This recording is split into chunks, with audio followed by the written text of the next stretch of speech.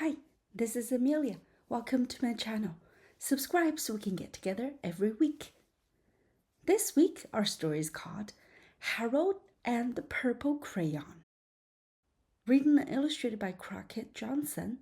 Narrated by Amelia Pan. One evening, after thinking it over for some time, Harold decided to go for a walk in the moonlight. There wasn't any moon, and Harold needed a moon for a walk in the moonlight. And he needed something to walk on. He made a long, straight path so he wouldn't get lost. And he set off on his walk, taking his big purple crayon with him. But he didn't seem to be getting anywhere on the long, straight path. So he left the path for a shortcut across a field, and the moon went with him. The shortcut led right to where Harold thought a forest ought to be. He didn't want to get lost in the woods, so he made a very small forest with just one tree in it. It turned out to be an apple tree. The apples would be very tasty, Harold thought, when they got red.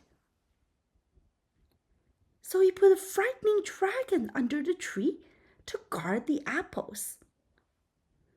It was a terribly frightening dragon.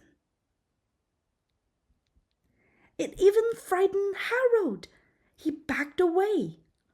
His hand holding the purple crayon shook. Suddenly, he realized what was happening. But by then, Harold was over his head in an ocean. He came up thinking fast, and in no time he was climbing aboard a trim little boat. He quickly set sail, and the moon sailed along with him. After he had sailed long enough, Harold made land without much trouble. He stepped ashore on the beach, wondering where he was. The sandy beach reminded Harold of picnics, and the thought of picnics made him hungry. So he laid out a nice, simple picnic lunch.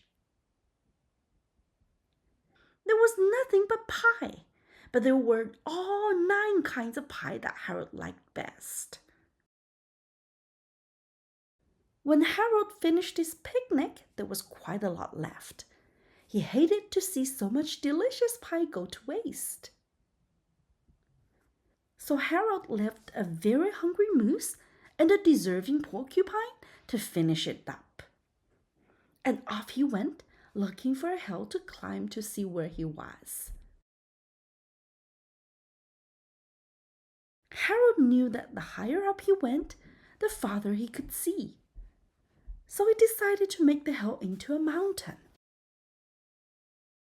If he went high enough, he thought, he could see the window of his bedroom.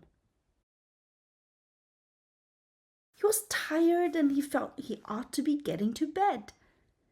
He hoped he could see his bedroom window from the top of the mountain. But as he looked down over the other side, he slipped. And there wasn't any other side of the mountain. He was falling in thin air. But luckily, he kept his wits and his purple crayon. He made a balloon and he grabbed onto it. And he made a basket under the balloon big enough to stand in. He had a fine view from the balloon, but he couldn't see his window.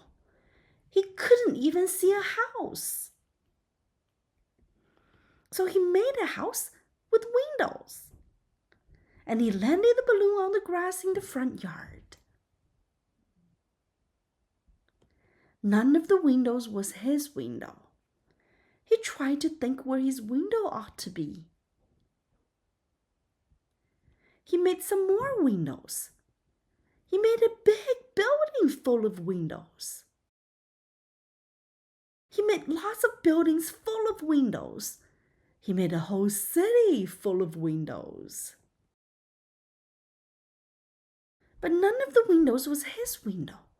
He couldn't think where it might be. He decided to ask a policeman. The policeman pointed the way Harold was going anyway, but Harold thanked him. And he walked along with the moon, wishing he was in his room and in bed. Then suddenly, Harold remembered. He remembered where his bedroom window was when there was a moon. It was always right around the moon. And then Harold made his bed. He got in it and he drew up the covers. The purple crayon dropped on the floor and Harold dropped off to sleep.